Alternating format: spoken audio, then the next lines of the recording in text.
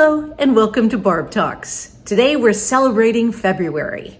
One of the first celebrations in February is Imbolc. Imbolc symbolizes the halfway point between the winter solstice, which is Yule, and the spring equinox, which is Ostara. The word Imbolc means in the belly of the mother, because the seeds of spring are beginning to stir in the belly of Mother Earth. This year, I decided to put up my Welsh doll. I just learned that Brigid, who is the goddess of the Celtic Imbolc festival, she represents giving birth and celebration of nature and springtime. Her little companion animal is the cow. When you were looking forward to having some fresh food this time of the year, when new growth is just coming up, you can depend on your trusty cow to give you milk and cream and cheese and all kinds of deliciousness. So to celebrate Imbolc, you get to eat things with milk and dairy and butter, which is one of the things that I'm realizing is since I'm in a retirement time of my life, I have the time to invest in researching seasonal opportunities to decorate. When I was younger, I was busy with a full-time job and with taking care of kids and doing the go that takes place when you're a younger person.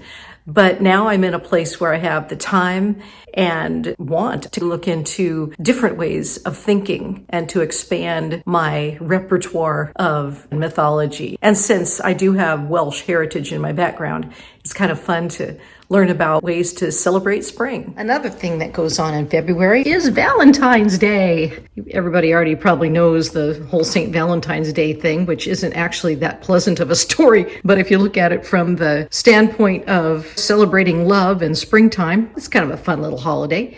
This card I got years before I met my husband, and I just thought it was a cute little card at the time. I also found this little pig that matched the little pig in the picture, and this little squeaky pig.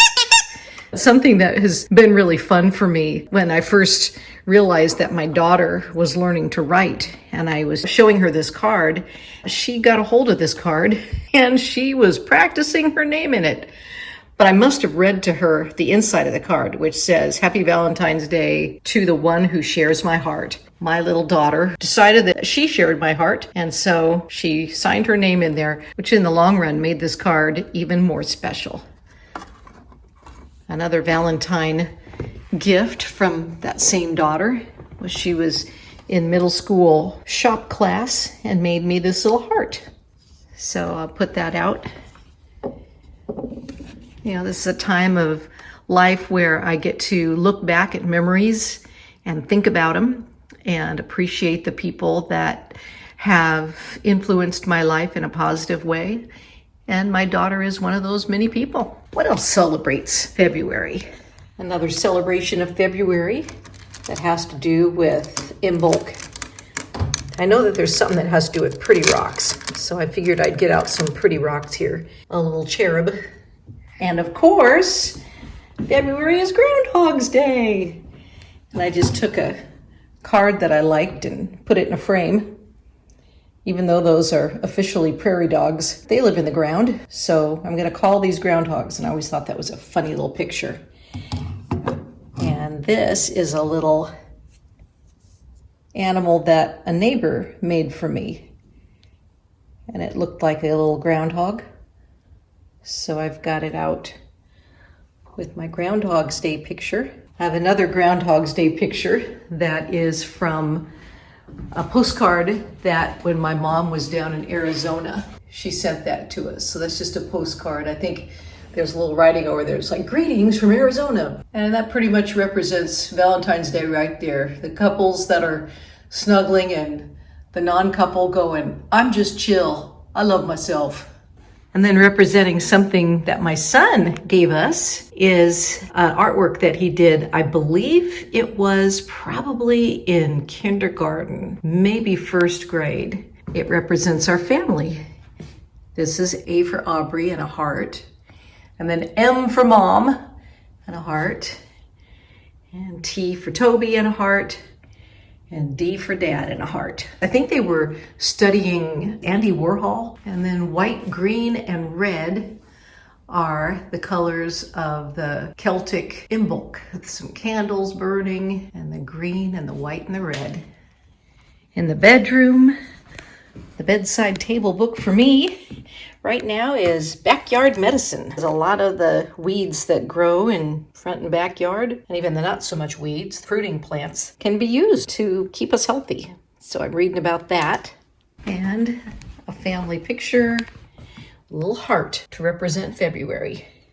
And outside you can see how the sun pattern is on this day of Imbolc. We have a little bit more sun in the backyard because of the changing degree of the sun in the sky. In the summertime, the sun comes to about here.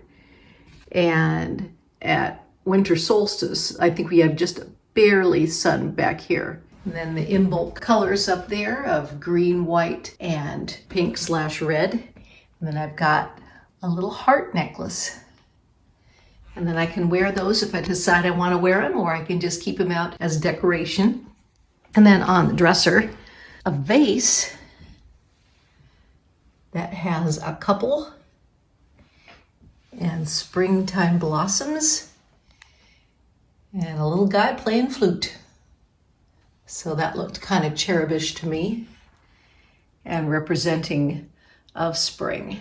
I brought that vase out so I can wake up in the morning looking at this particular view. I think discovering family history, if you've ever done a DNA test to find out who your ancestry is, it does give you a window into exploring and understanding. And for me, Welsh, English, German, Finnish is where my family heritage is. And it's been interesting for me to see the mythology of those regions. From, say, the Welsh, which valued poetry, music, nature, kindness, and some of the more, I guess, Nordic countries, which is where the Vikings came from. They had different mythology. So it's interesting because I tend to be a gentle person, and I've wondered about why is that? And now I'm understanding it. Thanks for being with me today and my little walk around through what it feels like to be retired, having the time and space to be able to do a little bit more thinking about these type of things. And thanks for watching Barb Talks.